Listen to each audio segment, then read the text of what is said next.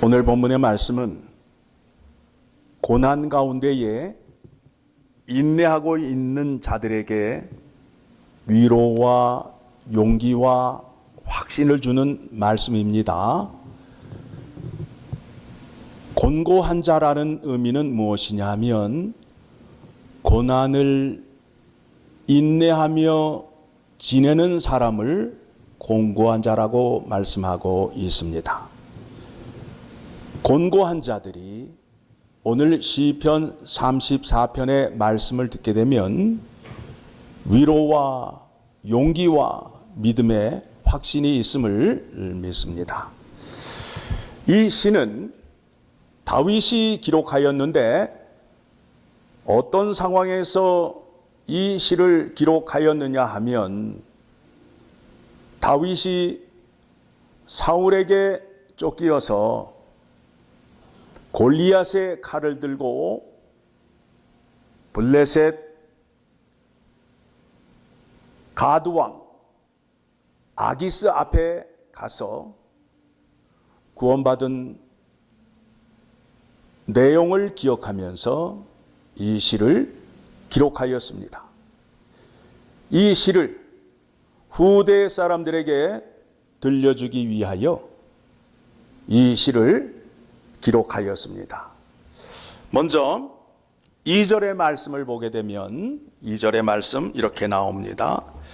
내 영혼이 여호와를 자랑하리니 곤고한 자들이 이를 듣고 기뻐하리로다. 고통 가운데에 있는 사람, 어려움 가운데에 있는 사람들이 지금 다윗의 시를 읽고 기쁨 가운데 들어갈 수밖에 없음을 약속하고 있습니다. 그렇게 하는 이유가 무엇이냐면 3절에 나와 함께 여호와를 광대하시다 하며 함께 그의 이름을 높이세. 그러니까 곤고한 자들이 구원의 은혜를 받아서 다윗이 찬양하고 있는 자리에 와서 함께 하나님은 위대하시다라고 찬양하기를 원한다는 거예요. 깊은 고난 가운데에서 구원을 받은 사람은 다윗과 함께 하나님께 찬양을 올려드릴 수 있게 된다라는 겁니다. 다윗이 물맷돌을 들고 나아가서 블레셋 장군 골리앗을 돌로 쓰러뜨렸습니다. 다윗이 달려가서 골리앗이 차고 있던 칼을 빼어서 그의 머리를 베었습니다. 베었던 그 칼을 들고 지금 블레셋 왕 앞에 서 있는 것입니다. 그뿐만이 아니라 이스라엘이 블레셋과 전쟁을 하게 되면 사울이 죽인 자는 천천히요, 다윗이 죽인 자는 만만이요. 블레셋 사람을 얼마나 많이 죽였는지 몰라요. 또 다윗이 사울의 둘째 딸 미갈과 결혼하기 위하여 이제 결혼 지참금을 준비하여야 돼요. 귀한 딸을 데려오기 위해서 돈을 장인에게 주고 딸을 데려오는 것이 그 당시의 풍습이었어요. 그런데 사울이 그에게 무엇을 요구하였느냐 하면 너는 집이 가난하니까 돈을 가져오지 말고 블레셋 군대에 포피 100개를 베어오라는 거예요. 그래서 다윗이 장가를 가기 위해서 블레셋 군대에 200명의 포피를 베어서 사울에게 갖다 주고 그의 딸과 결혼을 했던 일도 있습니다. 그러한 다윗이 지금 어디 앞에 서 있다고요? 아기스 왕 앞에 서 있게 된 겁니다. 그때에 다윗이 한 일이 어떤 일입니까? 6절 이 공고한 자가 부르짖음에 여호와께서 들으시고 그의 모든 환난에서 구원하셨도다. 기도를 하였어요. 그랬더니 갑자기 그의 행동이 변하여서 침을 수염에다가 흘리고 대문을 가서 긁고 등을 극적거리고 그런 미친 자의 모습이 나타난 거예요. 그러니까 그 모습을 본 아기스 왕이 무서워서 사울을 내쫓았던 일이 있었습니다. 그때에 기도를 하였더니 7절 같이 읽습니다.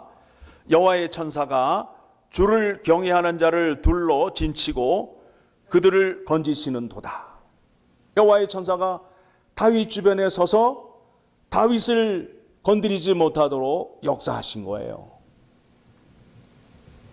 그와 같은 상황에서 다윗이 구원의 은혜를 받고 이 시를 기록하였습니다. 그러면서 8절에 가서 뭐라고 말씀하고 있습니까?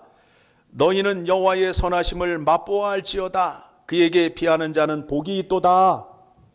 내가 말로 구원의 은혜를 표현할 수 없다.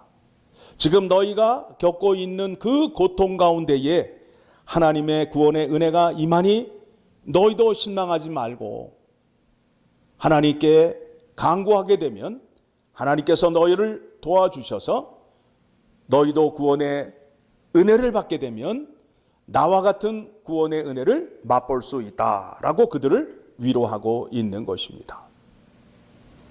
그러면서 하시는 말씀이 무엇이냐 하면 하나님께 기도를 하는데 하나님께 기도를 드려야 하는데 하나님께서 기도를 들으셔야 될 거 아니에요. 어떤 자의 기도를 들으시느냐가 문제가 되는 거예요. 그래서 9절에 가서 너희 성도들아 여호와를 경외하라. 그를 경외하는 자에게는 부족함이 없도다. 그러면서 이제 본문에서 여호와 하나님을 경외하는 법을 내가 너희에게 알려주겠다. 오늘 이 말씀을 통해서 우리가 하나님 앞에 나아가 하나님께 예배를 드리고 하나님께 기도하는데 어떻게 하여야 하는지, 어떤 믿음의 자세를 가져야 하는지를 배울 수 있게 되는 겁니다. 11절 같이 읽습니다. 너희 자녀들아 와서 내 말을 들으라. 내가 여호와를 경외하는 법을 너희에게 가르치리로다. 12절 읽습니다. 생명을 사모하고 연수를 사랑하여 복받기를 원하는 사람이 누구뇨? 여러분, 생명이 풍성해지고 이 땅에서 장수하시기 원하십니까? 그렇다면 여호와 하나님을 경외하셔야 되는데 내 생각, 내 뜻으로 여호와 하나님을 경외하는 것이 아니라 하나님이 좋아하는 것으로 경외하여야 된다라는 거예요. 지금 이 땅에 있는 신자들의 이 믿음의 혼란이 무엇이냐면 나의 열심으로 하나님을 만날 수 있다는 거예요. 그런데 그렇지 않다는 거예요. 성경은 하나님이 원하시는 방법으로 하나님을 찾아 나아가라는 거예요. 그러면서 13절에 같이 읽습니다.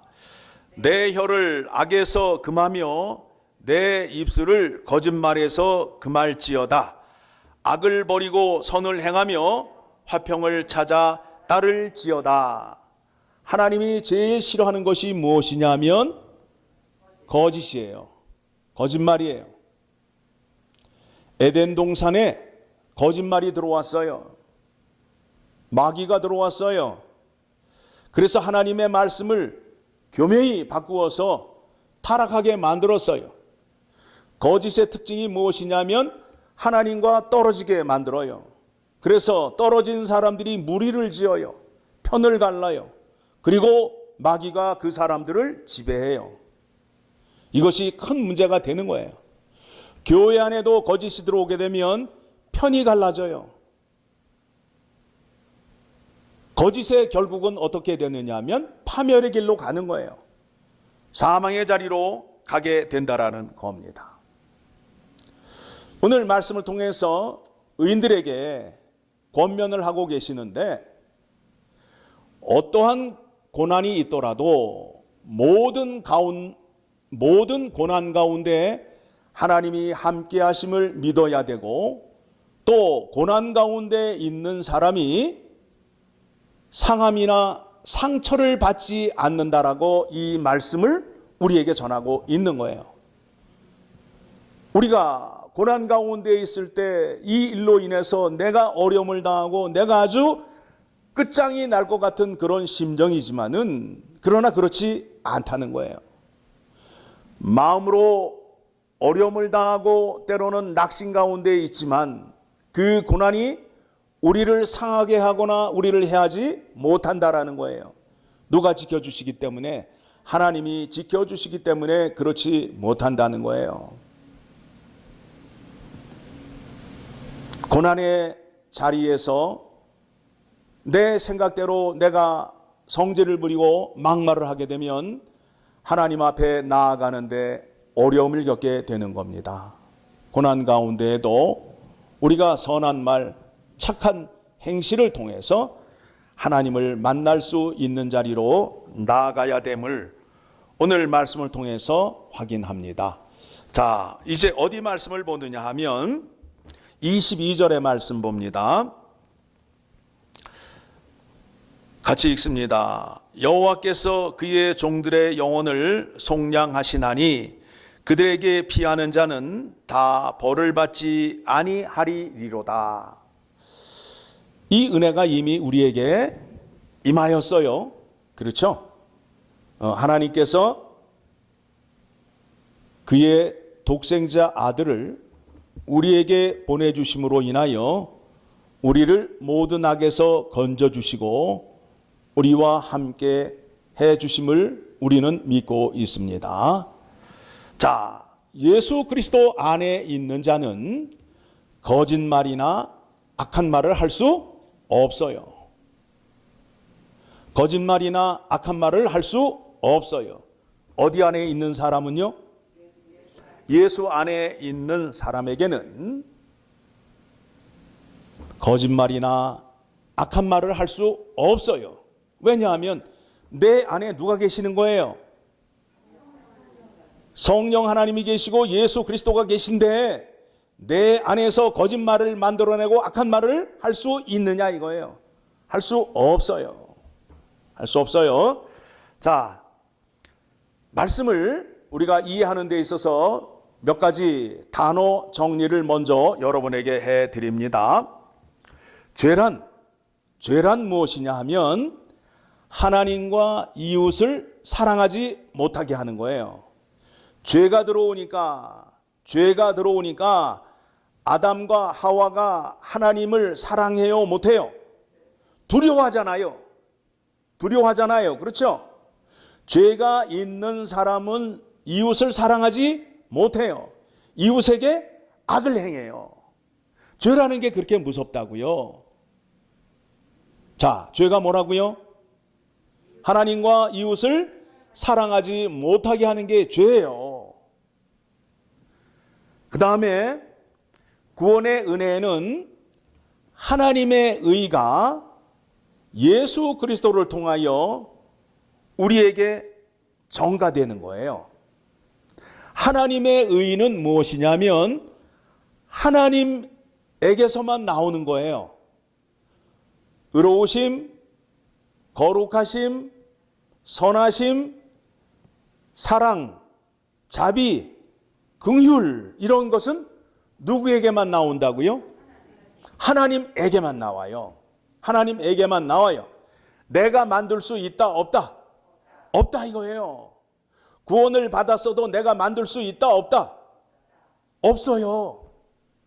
내가 선을 행할 수 있는 것은 하나님 말씀에 순종할 때만 선한 것이 나오는 거예요.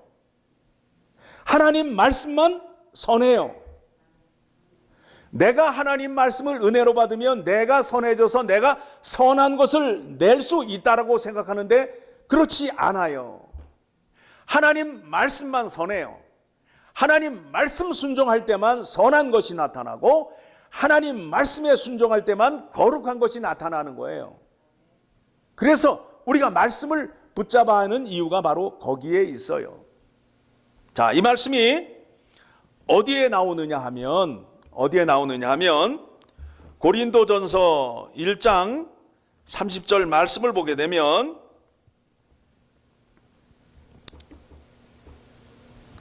고린도전서 1장 30절 말씀 같이 읽습니다. 시작.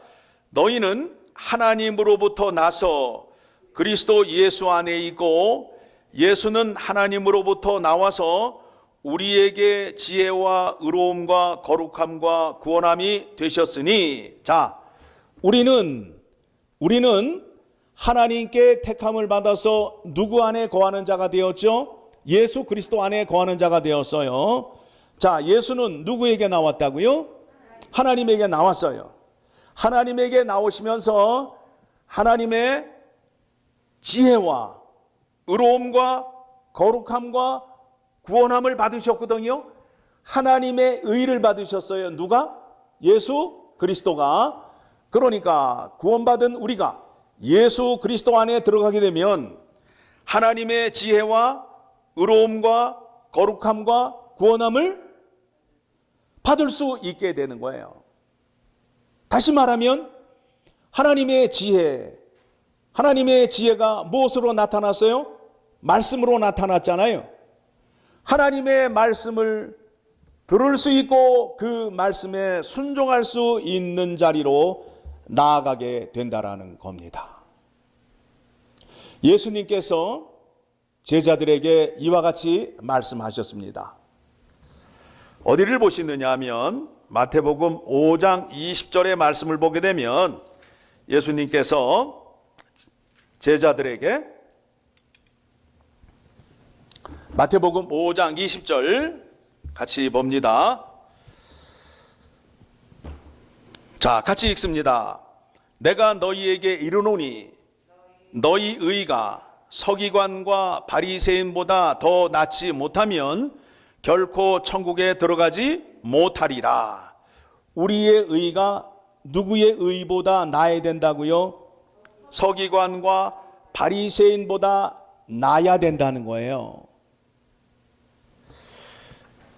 서기관과 바리새인은 그 당시 민족의 종교 지도자예요. 그런데 이 사람들은 하나님의 말씀을 잘 아는 사람들이에요.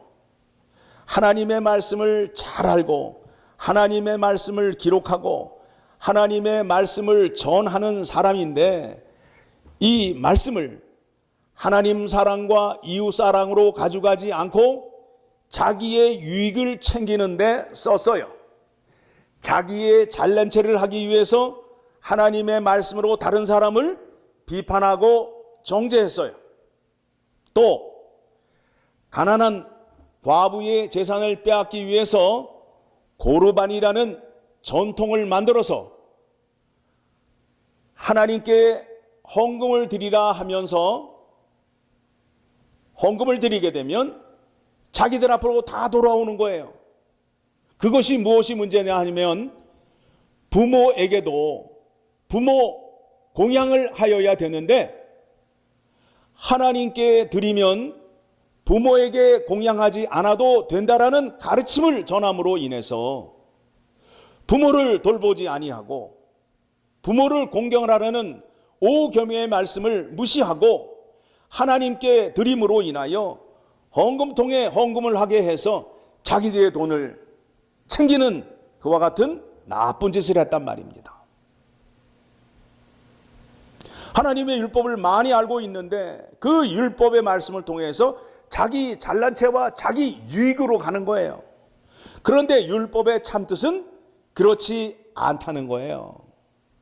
율법의 참뜻은 하나님을 사랑하고 내 이웃을 내 몸과 같이 사랑하는 자리로 나아가게 되는 거예요. 왜 거짓말을 할까요? 왜 악한 말을 할까요? 왜 해요? 거짓말을 해야 나에게 유익이 있으니까. 악한 말을 해야 저 사람보다 윗자리에 있으니까. 하나님의 사랑이 없는 자에게 나타나는 대표적인 증상이에요. 거짓말과 악한 말을 하는 것은 그렇습니다. 그래서 오늘 이 말씀을 우리가 듣고 이제 우리는 예수 그리스도 안에서 구원을 받고 예수 그리스도의 의가 우리에게 전가가 되었잖아요. 그래서 우리는 거짓말과 악한 말을 할 수 없는 자가 되었어요.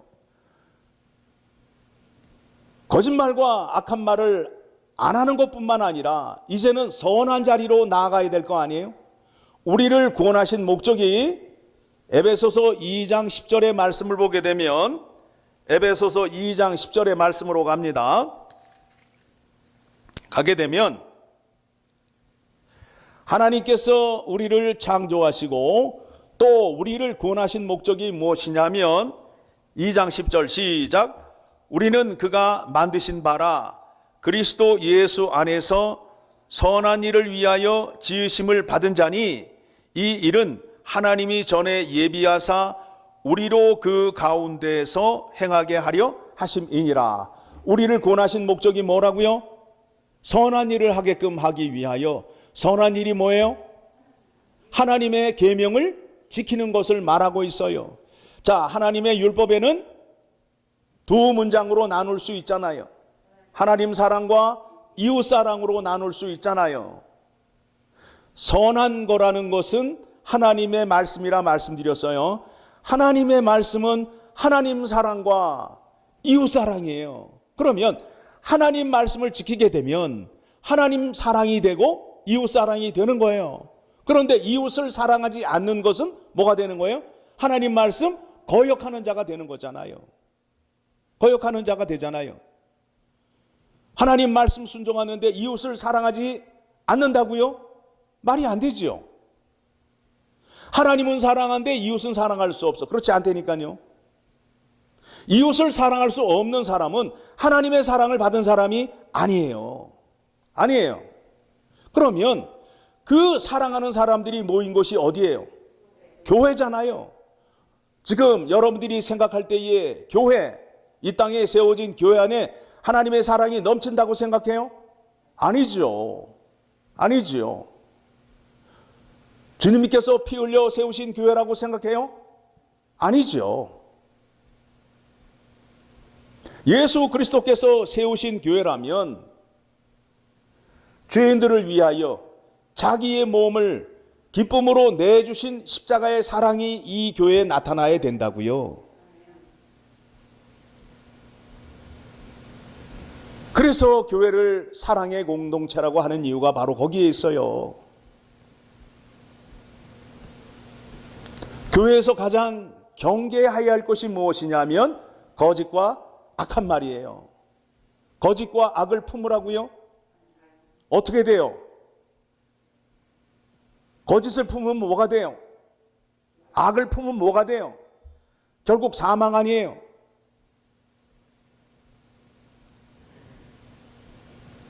하나님의 말씀으로 거짓과 싸워서 하나님의 사랑이 이 교회 안에 넘치게 하여야 하는 것이 우리의 책임이에요. 그렇다면 이제 우리가 어떻게 하여야 하느냐 하면, 자, 뒷장으로 넘어가면 4장 29절의 말씀을 보게 되면 에베소서 4장 29절의 말씀 같이 읽습니다. 시작. 무릇 더러운 말은 너희 입 밖에도 내지 말고 오직 덕을 세우는데 소용되는 대로 선한 말을 하여 듣는 자들에게 은혜를 끼치게 하라. 내 말을 통해서 누구의 은혜가 전해져야 된다고요? 하나님의 은혜가 전해져야 된다고요. 오늘 다윗의 시가 그렇잖아요. 다윗의 시를 통해서 우리가 뭐를 지금 배우고 있어요? 하나님의 은혜를 배우고 있잖아요. 하나님 경외를 어떻게 하는지를 배울 수 있잖아요. 다윗이 뭐라고 얘기해요? 너희 입에 악과 네 입술에 거짓을 버리라. 그리고 어떻게 하라고요? 선한 말과 선한 행실을 하라고 말하고 있잖아요. 그래야 구원받은 자의 모습이에요. 자, 왜 교인끼리 거짓말하고 악한 말을 하지 말아야 하느냐 하면 25절입니다. 이번에는 에베소서 4장 25절의 말씀을 보게 되면 같이 읽습니다. 그런즉 거짓을 버리고 각각 그 이웃과 더불어 참된 것을 말하라. 이는 우리가 서로 지체가 됨이라. 예수 그리스도가 머리고 우리는 그 몸의 지체가 되어, 여러분 몸 가운데에 오른손이 왼손에게 거짓말해요? 여러분의 몸끼리 거짓말해요? 할 수 없는 거예요. 할 수 없는 거예요. 교회 식구들을 하나님 나라의 하나님의 권소 식구란 뜻이에요. 밥을 같이 먹는 사람이라는 뜻이에요. 여러분 가정에서 누군가가 입만 벌리면 거짓말하고 악한 말을 한다면 그 집안의 분위기가 어떻게 되겠어요? 싸늘하고 냉랭하지요. 신뢰의 관계가 깨져버린다고요. 교회 안에서 거짓말 하나가 모두를 갈라놔요. 그리고 거짓은 전염성이 있고 또 부풀어지는 능력이 있기 때문에 이렇게 얘기한 것이 나중에는 크게 부풀어져요. 그리고 한번 내뱉은 말은 걷어들일 수 없어요. 정말 여러분, 말하실 때 하나님이 말하시는 것처럼 하고 봉사 일을 할 때에는 주님께 하듯이 하라고 성경에서 우리에게 권면하고 있습니다. 내가 남에게 들을 때에 기분 나쁜 말이 있잖아요. 그러면 그 말을 다른 사람에게 하시면 되겠어요? 안 되겠어요? 안 되죠.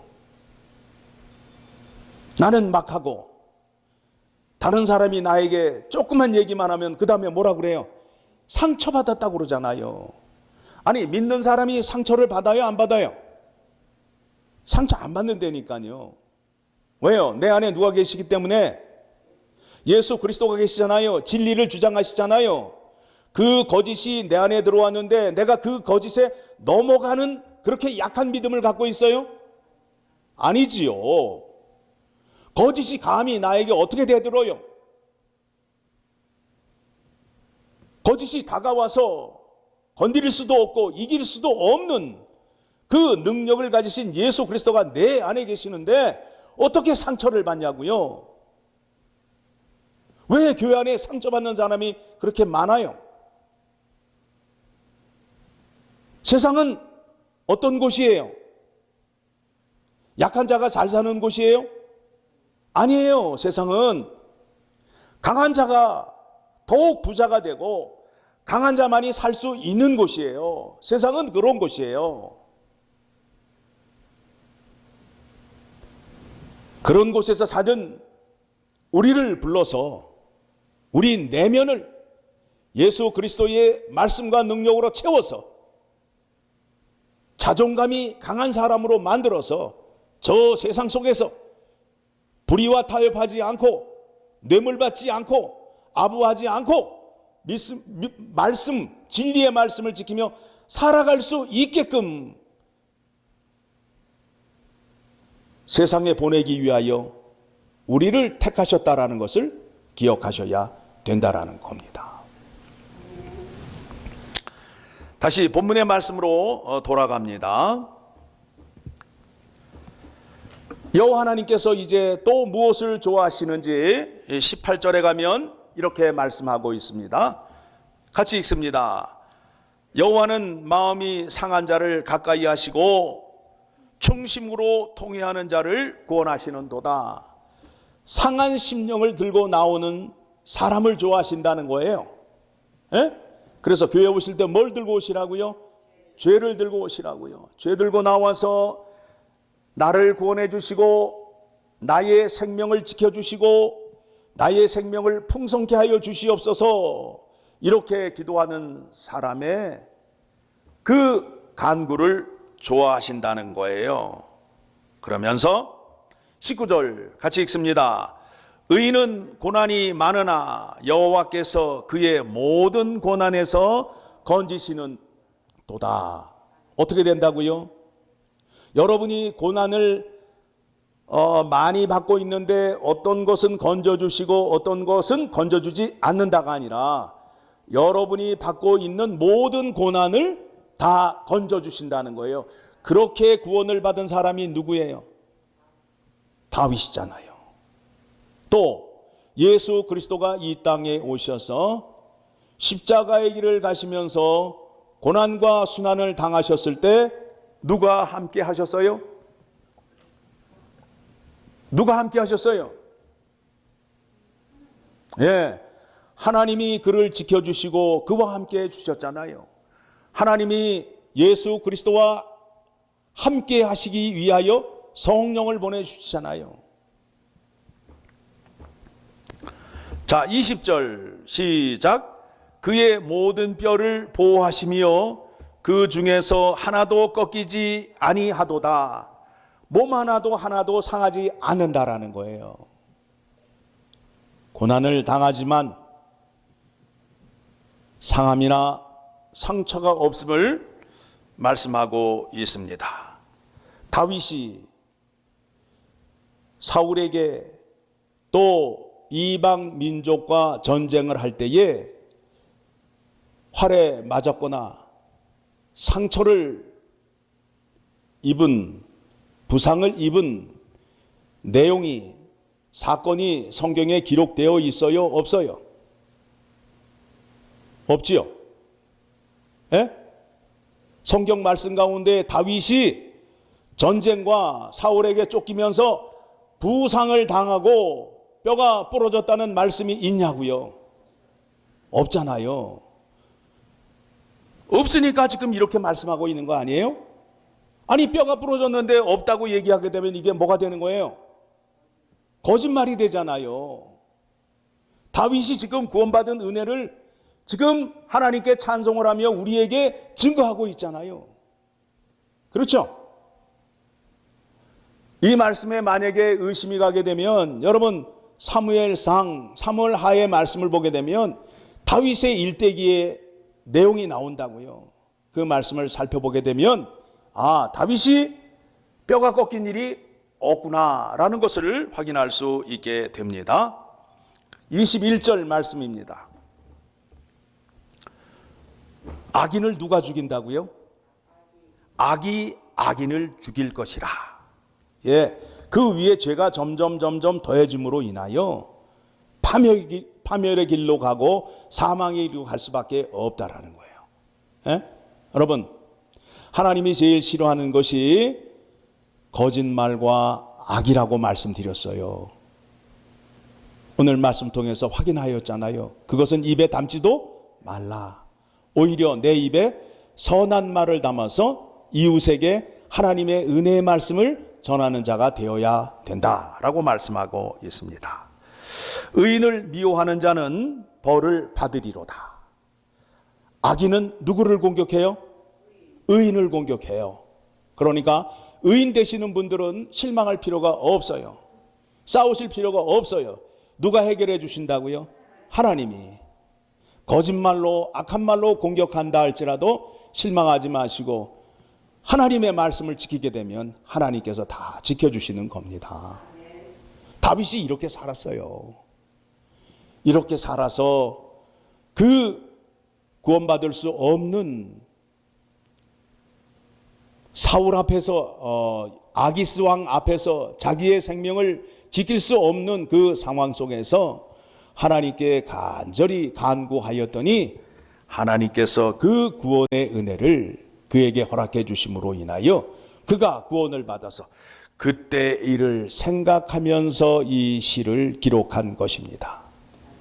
여러분 가운데에 깊은 고난 가운데 빠지신 분이 계십니까? 오늘 다윗의 시편 34편의 말씀이 여러분에게 위로가 되어서 믿음의 확신을 얻음으로 인하여 여러분도 흔들리지 않고 하나님을 더욱더 붙잡고 하나님을 의지하는 자리로 나아가기를 소망합니다. 곤고한 자, 고난 가운데 인내하며 기다리는 자예요. 하나님은 여러분의 마음을 보십니다. 고난 가운데 여러분의 마음을 보시는 거예요. 정말 이 고난을 하나님의 말씀의 능력으로 이기려 하는가? 아니면 나의 머리로 생각하면서 하나님을 잠시 활용하려고 하는가? 오직 하나님의 능력을 인정하고 하나님의 능력만 붙잡는 자에게 하나님께서 구원의 은혜 주심을 믿으시고 실망하지 마시고 더욱더 말씀 보시고 기도하기를 소망합니다. 기도하겠습니다. 하나님 아버지, 오늘 말씀